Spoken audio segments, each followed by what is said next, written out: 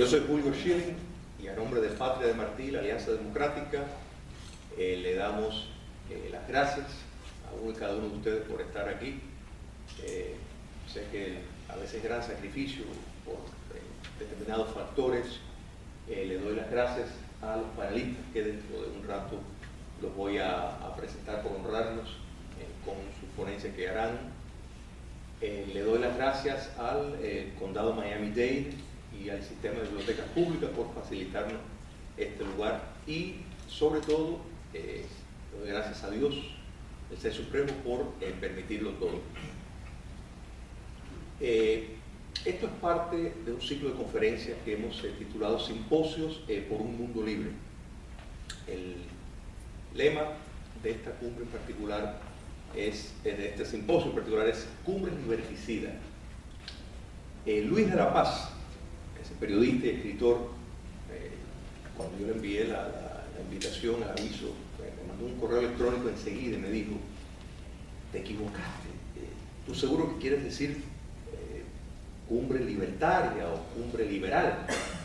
Y yo le contesté, no Luis, es liberticida, porque en efecto la libertad la están matando. Y él dice, ahora entiendo. Lo que estamos viendo es en efecto un retroceso bárbaro de un progreso que había existido en cuanto a la observación de determinados valores éticos.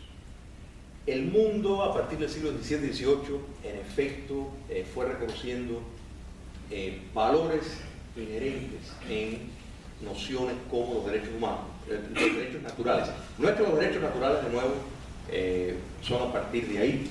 Los derechos naturales, el concepto nos viene desde los griegos, pero se fue aplicando en el sentido de los derechos políticos que tanto, o sea, se pueden entender como que vienen de Dios, como que son dados por la naturaleza. En esencia, esto fue lo que se fue introduciendo y se fue separando el mar de los modos deseables de gobernar. Politólogos han identificado olas democratizadoras, en otras palabras, periodos en la historia donde ha habido una ola de naciones que arriban a la democracia y después viene el reflujo. O sea, recuerda que la ola viene y después se lleva. En ese reflujo tiende a haber una reversión de muchos de esos estados que alcanzaron la democracia y después volvieron al despotismo. Estamos en uno de esos periodos, lamentablemente, y no hay nada más evidente que el pacto Obama-Castro, que en efecto es la claudicación absoluta del exigir como norma una conducta de cómo se debe de gobernar un país. Y ellos mismos lo admiten, o sea, ellos no dan ninguna justificación, dicen, bueno, cada vez vamos viendo nuevas excusas que van dando. Dicen, bueno, que Cuba no es una amenaza, tampoco es Irán. Entonces las 240 toneladas que fueron encontradas en el barco norcoreano violando sanciones internacionales, las 100 toneladas en el barco chino, todas interactuando con Cuba comunista. ¿Qué es lo que estaban haciendo? Bueno, probablemente iban a las FARC, ese mismo grupo terrorista que un gobierno democrático está negociando en la casa que precisamente lanzó y alimentó por años ese movimiento, acuerdos de paz para después, por medio de la vía electoral, llegar al poder y hacer lo que están haciendo en el titulado socialismo del siglo XXI. La OEA se creó específicamente para frenar el avance del despotismo en nuestro continente. La Carta de Deberes y Derechos de la OEA, que precede la de la ONU, específicamente habla de la necesidad de tener determinados parámetros si se quiere participar en esos foros, si se quiere considerar una sociedad respetable. Cumbres tras cumbres, tras declaración, por eso me sorprende que todavía hay personas que dicen, bueno, habrá que esperar que sale esta declaración. ¿Para qué esperar si ya hemos visto declaración de Viña del Mar, declaración de Quebec, Carta Interamericana Democrática? No vale absolutamente nada, es letra muerta. No vale nada porque no hay la voluntad política para reforzar lo que se está firmando. Entonces, cuando se llega a eso, pues efectivamente estamos dentro de ese reflujo de los avances que se habían hecho de codificar estándares políticos de cómo se debe regir un país. Cuba no es la única que ha sido traicionada con esta claudicación del presidente Obama. Es la democracia continental, es la libertad en general. No nos equivoquemos. La oposición verdadera en Venezuela, ¿qué puede esperar de estos acuerdos? Por no decir la oposición en Nicaragua, en nuestra Cuba, en el resto del continente. ¿Qué mensaje se está enviando cuando las Fuerzas Armadas las han despenetrado totalmente, que es la institución que es parte de la sociedad y no deja de tener un compromiso de ejercer el principio sacrosanto del derecho de rebelión, o sea, de cuando hay un régimen tiránico, la obligación de luchar para removerlo?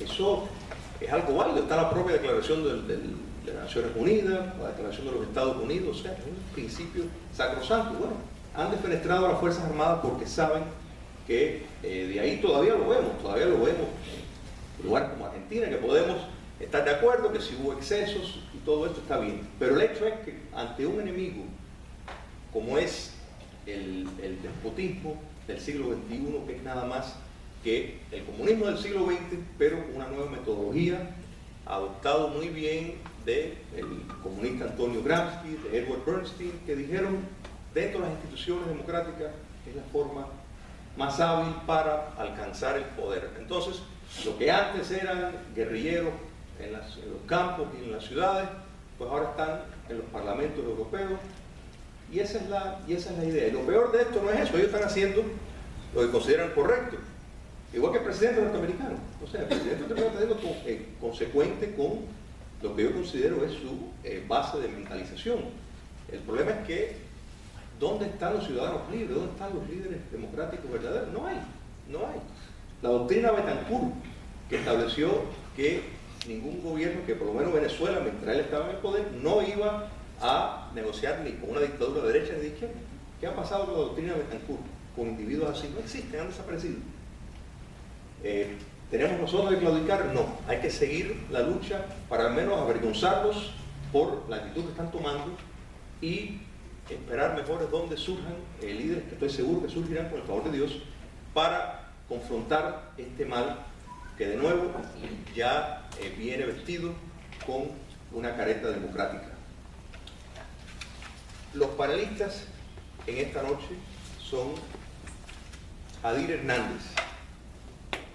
Adir es periodista de la agencia de prensa independiente Habana Press, es parte de la corriente agramontista de abogados independientes de Cuba, concluyó sus estudios de maestría en Ciencias Políticas y Sociología por la Universidad Internacional de la Florida y es el director ejecutivo del Centro Global para la Democracia Proactiva.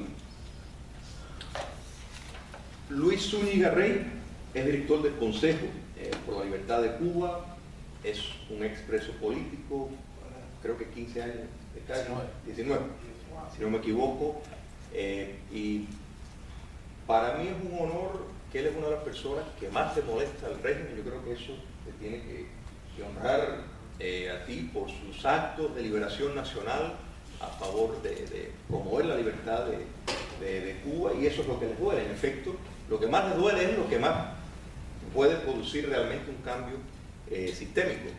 Él ha sido testigo ante la Comisión de Derechos Humanos de la ONU, es conferencista y estamos honrados de tenerlos a los dos aquí. Ellos van a intentar de preguntar, bueno, después de estas cumbres liberticidas, ¿qué pasa con la oposición? ¿Es revertible el daño que esto va a hacer a la democracia? ¿Qué impacto juega el lenguaje que se ha desnaturalizado totalmente, los conceptos políticos y elementales, producto de un mundo libre que está inerte ante esta avanzada? Con mucho gusto les presento a Adir Hernández.